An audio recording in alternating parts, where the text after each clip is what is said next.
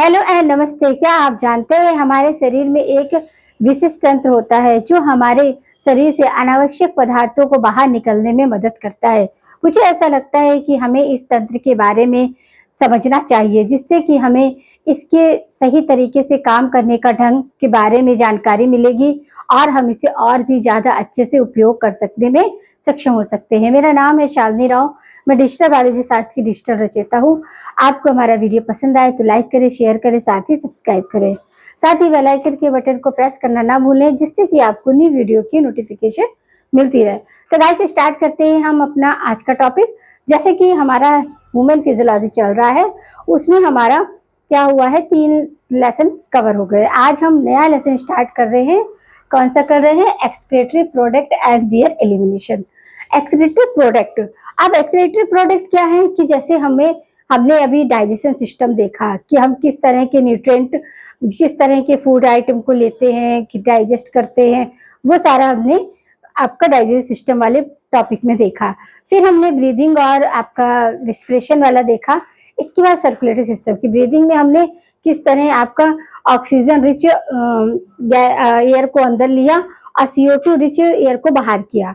इसके बाद आता है सर्कुलेटरी सिस्टम की, किस तरह हमारा हार्ट जो है वो ऑक्सीजनेटेड एंड डीऑक्सीजनेटेड ब्लड को पूरे बॉडी में किस तरह फ्लो करता है और किस तरह आपका कलेक्टिंग और फ्लोइंग वाला सारा प्रोसीजर। अब हम आते हैं एक्सक्रीटरी। एक्सक्रीटरी का मतलब है वेस्ट। वेस्ट मतलब हमारे कभी कभी क्या होता है कि ये वेस्ट कैसे हैं, या तो हमने इन्हें खाते समय ज्यादा एक्सेस अमाउंट में ले लिया है और फिर हमारे बॉडी में क्या होता है, मेटाबॉलिज्म रिएक्शंस होती हैं। मेटाबॉलिज्म रिएक्शंस जो कि आपकी 2 लेवल पर होती है, जो कि मैं आपको किससे, फोटोसिंथेसिस से ही बता रही हूँ कि हमारी मेटाबॉलिज्म प्रोसेस इंक्लूड होती है लिविंग ऑर्गेनिज्म में, जो कि आपके एनाबॉलिक और क्या होती है, मेटाबॉलिक होती है। तो जिसमें क्या होता है, स्मॉल पार्टिकल्स जो होते हैं लार्ज पार्टिकल में मिलते हैं और दूसरी जो प्रोसेस होती है उसमें लार्ज मॉलिक्यूल जो होता है ब्रेक डाउन होता है स्मॉल स्मॉल मॉलिक्यूल में। तो एक्सक्रीटरी सब्सटेंस जो है या एक्सक्रीटरी वेस्ट है हमारी बॉडी में कैसे कलेक्ट होता है? एक तो मेटाबॉलिज्म प्रोसेस के थ्रू, जिसमें कि हमने जो भी खाया वाया है वो सब क्या है उसमें आपका रिएक्शंस होती है, और कुछ हमारे क्या होते हैं जो हमारे शरीर के लिए अच्छे नहीं होते, या फिर हम ये बोल देते हैं जो हमारे लिए यूजलेस है या हमारे लिए हार्मफुल है। ऐसे वेस्ट को हमें क्या करना होता है कि एक्सक्रीट करना होता है। तो ये हमारा यहाँ पर होता है। और दूसरी एक कंडीशन होती है कि हमने इगेशन। इगेशन यानी कि हमने किसी भी सब्सटेंस को एक्सेस की क्वांटिटी में खा लिया। तो अब जो ये आपके एक्सक्रीटरी वेस्ट होते हैं वो भी मोस्टली क्या है, 2 तरीके के। एक तो आपका नाइट्रोजन सब्सटेंस होते हैं जिसकी मोस्टली 3 होते हैं। आपका अमोनिया होता है, यूरिक एसिड होता है और आपका यूरिया होता है। ये आपके नाइट्रोजन सब्सटेंस है। और कुछ आयंस भी होते हैं जैसे कि आपका पोटेशियम आयन है, सोडियम आयन है और आपका क्लोराइड आयन है। ये आयन भी हमारे क्या होते हैं, एक्सक्रीटरी वेस्ट में ही आते हैं।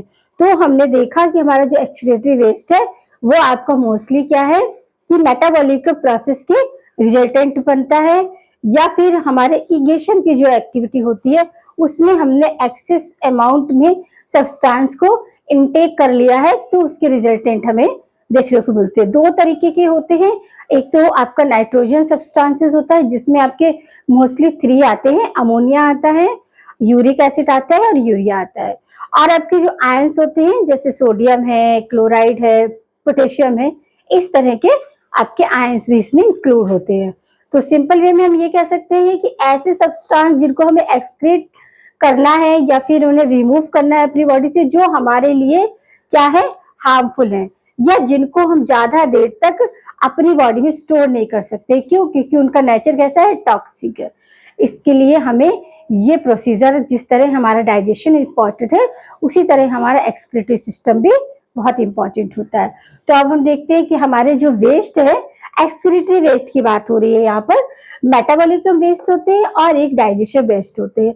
जो मेटाबॉलिज्म वेस्ट है उसमें आपके क्या आ जाएगा, carbon dioxide, water, nitrogenous substance, जिसमें कि मैंने आपको पहले ही इंट्रोड्यूस कराया है कि आपका अमोनिया है, यूरिया है या यूरिक एसिड है।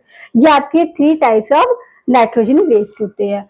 ये रिमूवर, इसको हम अपनी बॉडी से रिमूव करते हैं तो उसे एक्सक्रीशन बोलते हैं। क्या बोलते हैं?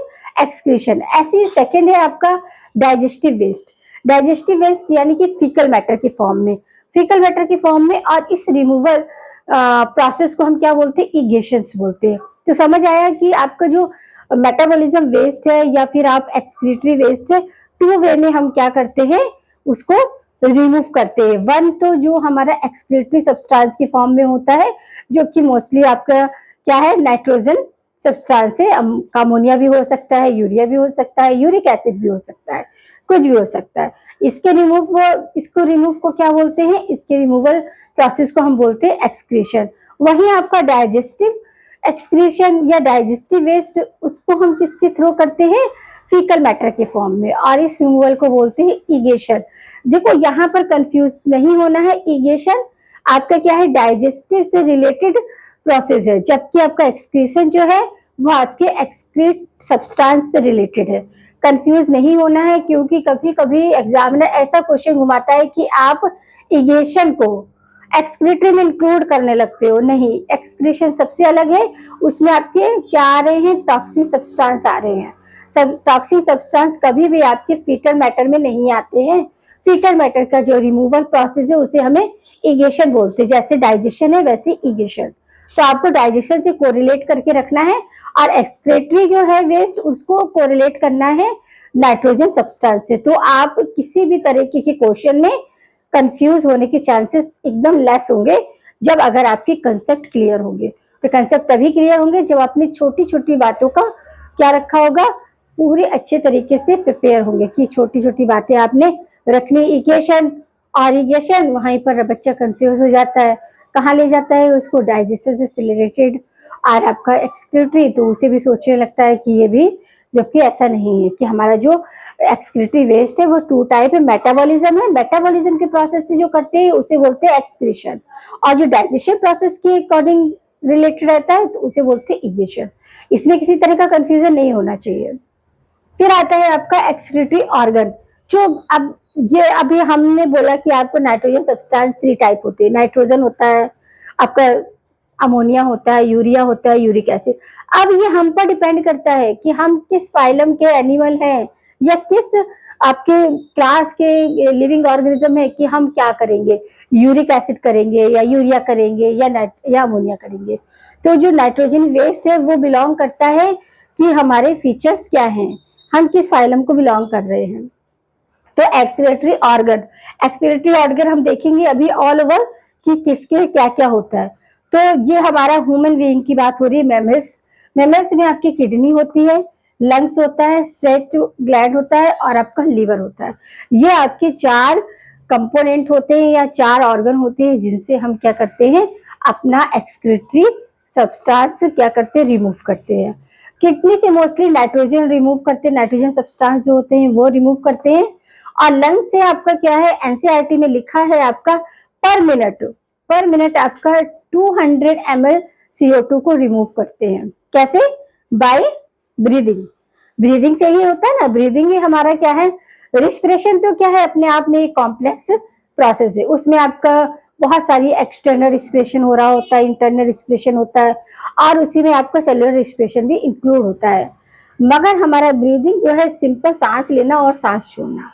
तो उसी में आपका क्या है कि हम ऑक्सीजन रिच एयर को अंदर लेते हैं जिसे इनहेल बोलते हैं, और CO2 रिच एयर को बाहर करते हैं जिसे हम एक्सहेल बोलते हैं। तो हमारी एनसीईआरटी बोलती है कि CO2 की जो क्वांटिटी है पर मिनट हम 200 ml को क्या करते हैं? डिस्चार्ज करते हैं। और स्वेट, अभी स्वेट ग्लैंड क्या, उससे स्वेटिंग होता है। और लीवर, लीवर में क्या है? बाइल पिगमेंट्स, बाइल पिगमेंट्स जो होते हैं वो एक्सक्रीशन के लिए रिस्पॉन्सिबल होते हैं। अब हमने देख लिया कि हमारा जो एक्सक्रीटरी वेस्ट क्या होता है, एक्सक्रीटरी ऑर्गन्स क्या होते हैं। तो यहाँ पर हम देखेंगे कि जो मैमल्स हैं उसमें आपका एक्सक्रीटरी सब्सटेंस किस ऑर्गन से? किडनी। तो किडनी आपका 2 फंक्शन करता है, एक तो एक्सक्रीटरी वेस्ट को रिमूव करने का काम करता है, दूसरा क्या करता है? ऑस्मो रेगुलेशन में भी हेल्प करता है। किसमें हेल्प करता है? Osmo regulation. अब ऑस्मो रेगुलेशन क्या हुआ? ऑस्मो रेगुलेशन हुआ कि जो सॉल्ट वगैरह है हमारी बॉडी में, जैसे हमने बताया था अभी आपको, सोडियम है, पोटेशियम है, कैल्शियम है, तो उनकी सॉल्युबिलिटी, सैल्यूट सॉल्वेंट की तरह क्या करेगा, वहां फंक्शन होता है। और ऑक्सीमो रेगुलेशन की तरह हम कि ऑक्सीमो रेगुलेशन और एक्सक्रीशन ये दोनों का काम कौन करता है, किडनी करती है। क्यों, क्योंकि किडनी में ही आपका क्या है, आपका क्या होता है कि आपका ऑक्सीजनेटेड ब्लड भी आता है, डीऑक्सीजनेटेड ब्लड भी। अभी अब आगे पूरा स्ट्रक्चर देखेंगे। फिर आपकी जो किडनी है वो मोस्टली अभी यहाँ देख लेते हैं कि किडनी के टाइप्स क्या होते हैं। 3 टाइप किडनी होती है। एक होती है प्रोनेफ्रिक, अब नेफ्रिया वगैरह भी इसी में हम स्टडी करेंगे। तो टाइप ऑफ किडनी 3 टाइप है mostly, pronephric, mesonephric and metanephric. Pronephric जो होती है वो आपके जो फ्रॉग होता है उसके टेडपोल लार्वा है, वो अपनी प्रीनेफ्रिक किडनी से क्या करता है, आपका एक्सक्रीशन का काम करता है। मीसोफेरिक जो होता है ये मोस्टली फिशिस एंड एम्फीबिया में मिलने वाली होती है। ये कहाँ प्रेजेंट होती है, इनकी पोजीशन जो होती है थोरेक्स कैविटी में होती है। वहीं आपका मेटानेफ्रिक आता है। मेटानेफ्रिक जो होता है बर्ड्स एंड मैमल्स में मिलने वाली आपकी क्या है, किडनी का प्रकार है, जो कि कहाँ होता है, एब्डोमिनल रीजन में होता है। तो यहाँ हमने देख लिया कि किस तरह आपका एक्सक्रीटरी सब्सटेंस है, क्या क्या होता है, किस वे में हम उसको रिमूव करते हैं। किडनी आपके ऑर्गन देखे हमने। फिर वो ऑर्गन जो किडनी है वो सिंपली 3 टाइप है, प्रीनेफ्रिक, मेटानेफ्रिक और आपका क्या है, मेसोनेफ्रिक। तो आपको चीजें समझ आ रही हैं, क्रिस्टल क्लियर हो रही हैं, तो आपको क्या करना है, वीडियो को लाइक करना है, शेयर करना है और चैनल को सब्सक्राइब करना है। अब हम देखेंगे कि किस तरह आपका, जैसे मैंने आपको बोला कि ये तो एनिमल पे डिपेंड करता है कि उसका नाइट्रोजन वेस्ट यूरिया होगा या अमोनिया होगा या यूरिक एसिड होगा, क्योंकि हमारे जो एनिमल्स हैं वो भी आपके कैसे एक्वेटिक होते हैं, कुछ एनिमल्स, कुछ आपके एरियल होते हैं और कुछ कैसे होते हैं, टेरिजियल होते हैं। तो टेरिजियल, एरियल और एक्वेटिक, जिस तरह ये डिफरेंट डिफरेंट आपके जो एटमॉस्फेयर के रीजन में मिलते हैं, उसी तरह इनमें जो नाइट्रोजन वेस्ट होता है वो भी डिफरेंट होता है। किसी में नाइट्रोजन होता है, किसी में यूरिया होता है और किसी में यूरिक एसिड होता है। तो अब हम फाइलम के बेस पर देखेंगे कि फाइलम के बेस पे कौन कौन से उनके ऑर्गन है। पहले हम ऑर्गन के बारे में बात करेंगे, एक्सक्रीटरी ऑर्गन, और उसके बाद हम एक्सक्रीटरी सब्सटेंस के बारे में बात करेंगे। तो पहले इवोल्यूशन, क्योंकि हमने डाइजेस्टिव सिस्टम में भी इवोल्यूशन लेवल से स्टार्ट किया कि हमारा कहाँ पर पूरा हमें इनकम्प्लीट कहाँ मिला था, एस्करहेलमिन्थेस फाइलम में इनकम्प्लीट डाइजेस्टिव सिस्टम मिली थी। इनकम्प्लीट का मतलब एक ही होल से आपका क्या हो रहा था, खाने का भी था और उसी से एनएस का काम हो रहा था। बट हमें प्लेटीहेलमिन्थेस पहला ऐसा फाइलम मिला जहां पर कंप्लीट डाइजेस्टिव सिस्टम यानी कि माउथ टू एनएस तक हमें डेवलप हुआ मिला। वैसे ही हमारा एक्सक्रीटरी जो ऑर्गन है वो भी, उसमें भी क्या है, इवोल्यूशनरी लेवल पर क्या हुआ है, धीरे धीरे डेवलपमेंट हुआ है। तो आज हम यहाँ से प्रोटोजोआ से लेके पूरा कॉर्डेटा तक देखेंगे, वर्टिब्रेट्स भी देखेंगे, किस तरह आपके एक्सक्रीटरी जो ऑर्गन है वो सिस्टमैटिक वे में कैसे फाइलम टू फाइलम इंक्रीज होते गए, डेवलप होते गए और ज्यादा प्रॉपर होते गए। तो सबसे पहले आता है प्रोटोजोआ, क्योंकि ये सबसे छोटा और यूनिसेलुलर भी है। इसमें आपका कॉन्टेक्ट टाइप वैक्यूल देखने को मिलती है, जो क्या करती है, यहाँ हम एक्सक्रीशन तो नहीं कह सकते, क्यों, क्योंकि ये क्या होता है, पानी में ही रहता है, तो इतना ज्यादा इसमें एक्सक्रीटरी सब्सटेंस नहीं रिलीज होता है या इतना बनता नहीं है। तो हम इसे सिंपल ये ऑक्सीमो रेगुलेशन में हेल्प करता है, क्या, कॉन्ट्रेक्टाइल वैक्यूल्स, क्योंकि अलग से कोई ऑर्गन नहीं होता है और इनका जो भी डाइजेशन है वो भी आपका ज्यादा डेवलप नहीं होता है। इसकी वजह से प्रोटोजोआ में जो है आपका जो कॉन्ट्रेक्टाइल वैक्यूल है वही आपका ऑक्सीमो रेगुलेशन में हेल्प करती है। फिर सिलेंट्रेटा आता है। सिलेंट्रेटा में क्या है, या हम ये कह सकते हैं प्रोटोजोआ से सिलेंट्रेटा तक सिंपल क्या है, जनरल बॉडी सरफेस से ही हो रहा है। जो एनिमल्स की बॉडी है उसी से आपका क्या है, एक्सक्रीशन की एक्टिविटी हो रही है। तो हम ये अदर वर्ड में बोल सकते हैं कि protozoa to coelenterata, whole animals deliver to excrete waste simply किससे, आपके जनरल बॉडी सरफेस से। जीबीएस का मतलब जनरल बॉडी सरफेस। अब आता है प्लेटीहेलमिन्थेस। प्लेटीहेलमिन्थेस में भी हमारा जो है फैसियोला, ये हमने देखा है इसकी कैटेगरी का एनिमल। प्लेटीहेलमिन्थेस में फेसियोला को हम ज्यादा स्टडी करते हैं। अभी हमने फाइलम पढ़ेंगे तो उसमें फैसियोला का ही आपका डाइजेस्ट सिस्टम है, उसी का जो हमारे सिलेबस में डिटेल है हम उन्हीं को देखेंगे। और भी है बट फेसियोला बेस्ट एग्जाम्पल है, इसलिए हमने यहाँ पर इसको इंक्लूड किया है। फेसियोला में क्या होता है, फेसियोला में आपका फ्लेम सेल्स होती है। क्या होती है, एक्सक्रीटरी सब ऑर्गन आपकी फ्लेम सेल्स होती है। फ्लेम सेल्स को ही प्रोटोनेफ्रिडिया भी बोलते हैं। क्या बोलते हैं, प्रोटोनेफ्रिडिया। और इसको सोलेनोसाइट भी बोलते हैं। आपका जो फेसियोला है उसमें फ्लेम सेल्स होती है, जिनको हम प्रीनेफ्रिया भी बोलते हैं या फिर सेलेनोसाइट भी बोलते हैं।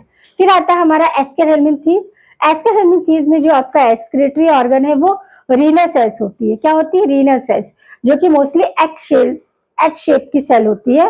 फिर आता है हमारा अदर फाइलम एनेलिडा। तो एनेलिडा में क्या हुआ, आपका अर्थवर्म आता है, हीरोडेनिया होता है और नेरिस आता है। तो अर्थवर्म में क्या है, आपका नेफ्रीडिया मिलते हैं एक्सक्रीटरी ऑर्गन के फॉर्म में। और हीरोडेनिया में क्या है, आपका बोटाइडियल टिश्यू। बोटाइडियल टिश्यू किसमें, लीचेस वगैरह में मिलता है। और आपका नेरिस में नेफ्रीडिया मिलते हैं। फिर अपना नेक्स्ट जो फाइलम आता है वो है आपका आर्थ्रोपोडा। आर्थ्रोपोडा में आपके इंसेक्ट आते हैं, आर्सीड्स आते हैं और आपके क्रस्टेशियंस आते हैं। तो इंसेक्ट में मोस्टली मैलपीजियन ट्यूबर्स है, हमने कॉकरोच को स्टडी किया हुआ है। फिर हमारा आर्किनिस्ट होता है, इसमें स्पाइडर एंड स्कॉर्पियन आते हैं, जो कि कॉक्सल ग्लैंड। ये बहुत इंपॉर्टेंट क्वेश्चन है, इसको आप क्या करोगे, अंडरलाइन करोगे या वेरी वेरी इंपॉर्टेंट लिखोगे। कॉक्सल ग्लैंड पूछा जाता है। कॉक्सल ग्लैंड किसका, आपका एक्सक्रीटरी वेस्ट है, एक्सक्रीटरी ऑर्गन है। तो आपको याद रखना है किसका है, स्पाइडर एंड स्कॉर्पियन। आर्थ्रोपोडा में ही है ये सारे। फिर है क्रस्टेशियस। क्रस्टेशियस क्या है, जिसमें प्रॉन्स आते हैं।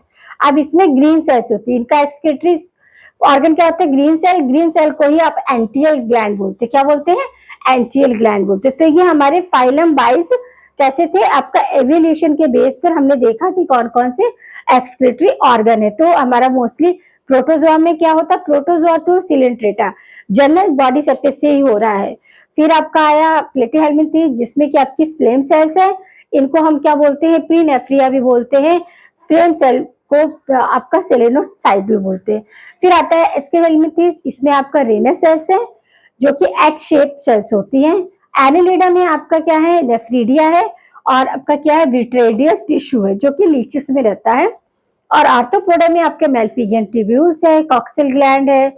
और क्या है आपका, क्रिस्टेशियस में ग्रीन ग्लैंड है। तो ये सारे आपके क्या है, एक्सक्रीटरी ऑर्गन है डिफरेंट डिफरेंट फाइलम में। अब देखेंगे मोलस्का। मोलस्का फाइलम में क्या आपका एक्सक्रीटरी ऑर्गन होता है। तो मोलस्का में पाइला और यूनियो का ही हम स्टडी करते हैं। फाइलम अभी आगे पढ़ाएंगे तो उसमें पाइला और यूनियो का ही हमें डिटेल देखना है। तो पाइला का ऑर्गन जो होता है बेंजोनस होता है। अब यूनियो जो है उसमें भी ऑर्गन ऑफ बेंजोनस होता है। और साथ ही आपका क्रेबस ऑर्गन होता है, जिसे हम क्या बोलते हैं, पेरिकार्डियल ग्लैंड्स बोलते हैं। क्या बोलते हैं, पेरिकार्डियल ग्लैंड भी बोलते हैं। इकाइनोडर्मिटा ये ऐसा फाइलम होता है कि इसमें कोई भी एक्सक्रीटरी ऑर्गन प्रेजेंट नहीं होता है, क्योंकि इनकी जो ट्यूब फिट होती है ना, उसी से ये अपना काम कर लेते हैं। और ये पानी में ही रहते हैं, तो इसकी वजह से इनको ज्यादा इसकी जरूरत नहीं। तो ये क्या है, आपका इसी तरह का होता है।